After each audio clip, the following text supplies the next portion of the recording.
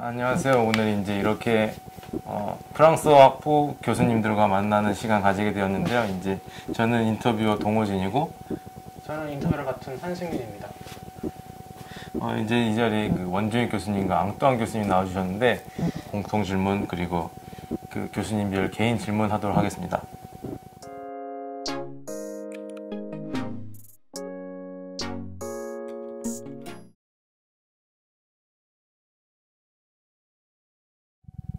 Lorsque j'étais en master, j'avais déjà l'idée de faire un doctorat. J'étais intéressé par l'enseignement et la recherche. Et j'ai étudié de plus en plus et plus profondément la linguistique. Donc ça m'a intéressé d'enseigner la langue. Et j'ai eu l'occasion aussi de venir en Corée. Donc ça a été d'autant mieux pour moi parce que j'ai pu enseigner le français. Donc non pas à des Français, mais à des locuteurs coréens. Voilà.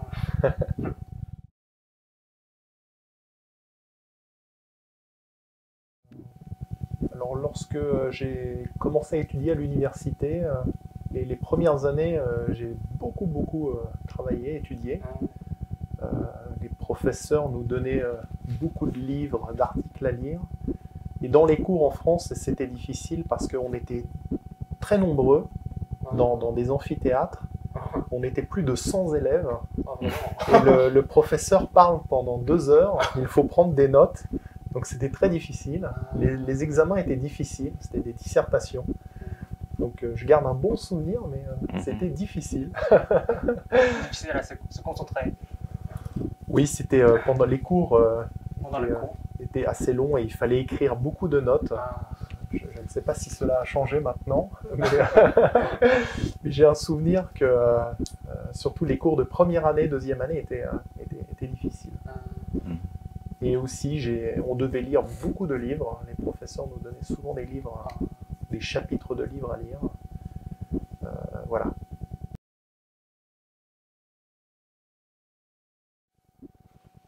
Embarrassé, pas vraiment, mais peut-être parfois avec les étudiants coréens, lorsqu'on discute, peut-être en dehors du cours, parfois dans le cours, les étudiants parfois posent des questions un peu personnelles aux professeurs. Par exemple, comment s'appellent mes enfants, ou des choses comme cela. Et en France, il y a une distance assez forte entre le professeur et les élèves. Mais ici, les élèves sont un petit peu curieux, donc ils posent souvent des questions. Donc, au début, j'étais embarrassé, mais plus maintenant. Voilà. Il y a une distance à garder, on se voit, et alors, il s'agit de la politesse. Oui, en France. Voilà. Et généralement, on ne pose pas des questions sur la vie privée des personnes. Si la personne en parle, on peut en parler, mais généralement, on ne pose pas de questions. Par exemple, en France, on ne demande pas quel âge on a, alors qu'en Corée, c'est une question assez fréquente, je pense. Oui. Voilà.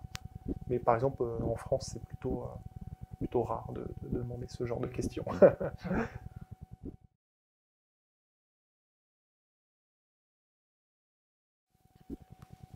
Alors, généralement, je suis heureux quand j'ai connu des étudiants qui, lorsqu'ils étaient en première année, ne parlaient pas du tout français.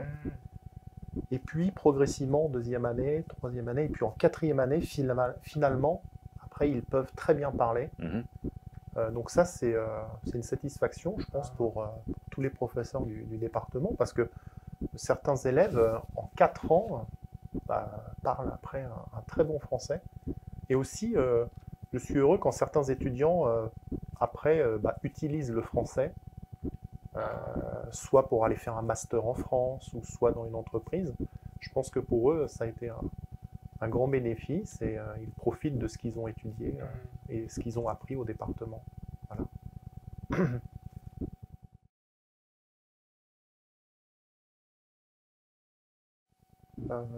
Moi aussi, je répondrai avec 2 livres. C'est difficile de choisir un seul livre, mais je dirais de Céline, Mort à crédit.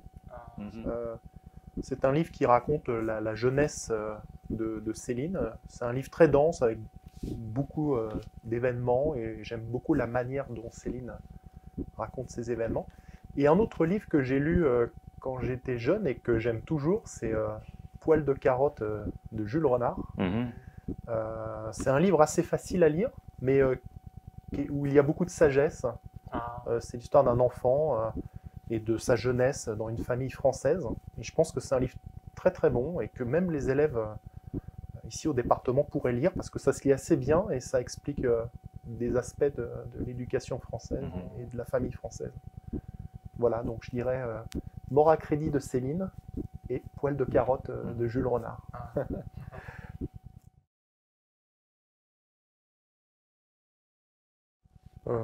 Alors je pense, je suis une personne plutôt bavarde. J'aime bien, j'aime bien discuter, j'aime bien parler. Peut-être je suis plus extraverti qu'introverti. Et mais je ne suis pas une personne qui aime faire trop de choses. J'aime bien plutôt me concentrer sur une seule chose et puis la faire bien et lentement. Voilà. C'est difficile de me décrire un peu plus. Je n'ai pas fait de test MBTI.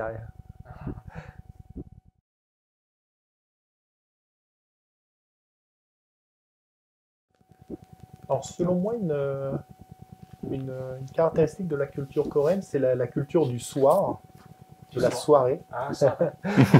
En France, généralement, quand on termine le travail, ou même les étudiants, quand on termine les cours, on rentre chez soi.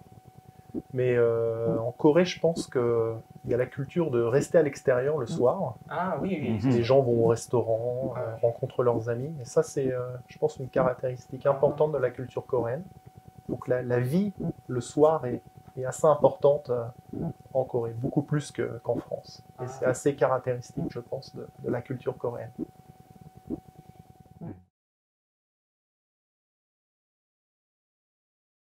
Alors le plat coréen que je préfère, en été, kongguksu.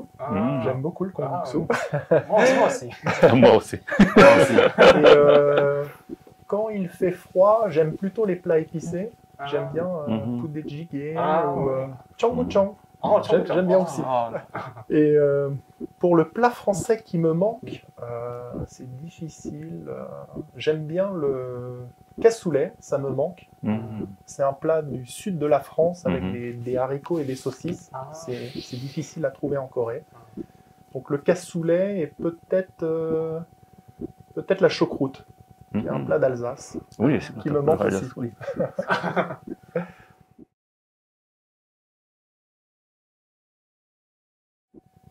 Alors il y a 4 ans à peu près, on m'a proposé de participer à une explication du langage corporel de plusieurs expressions françaises à Naver. Donc j'y ai participé et c'était l'occasion voilà, de montrer comment les Français expriment par les mains, par les expressions du visage, des expressions comme c'est très bon, c'est bien, etc. Donc ça a été une bonne expérience pour moi. Expérience pour vous. Voilà.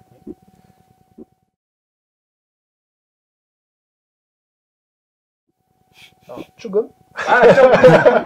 Je parle un peu coréen, mais je comprends mieux le coréen. Je comprends assez bien le coréen, mais malheureusement, je ne parle pas assez le coréen. C'est difficile à parler. Oui, j'ai pas assez l'occasion de l'employer.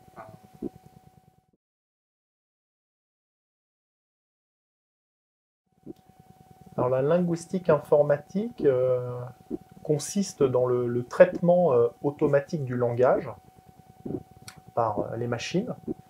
Et par exemple, l'application la plus connue, c'est la traduction automatique.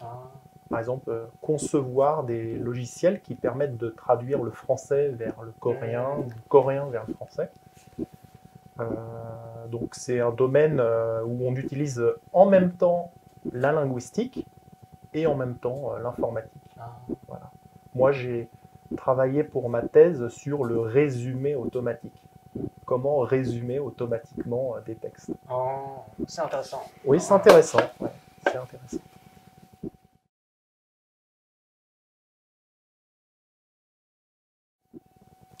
Alors oui, pour les Français, la difficulté parfois, c'est de distinguer certains sons, comme par exemple dans certains mots comme le et est. Par exemple, les Français, on a beaucoup de mal à faire la distinction quand les Coréens parlent vite entre ke et ke.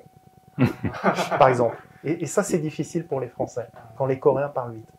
Donc, surtout au niveau des sons, il y a des différences. Comme que, c'est aussi difficile pour les Français. Donc, surtout au niveau phonétique. Phonétique.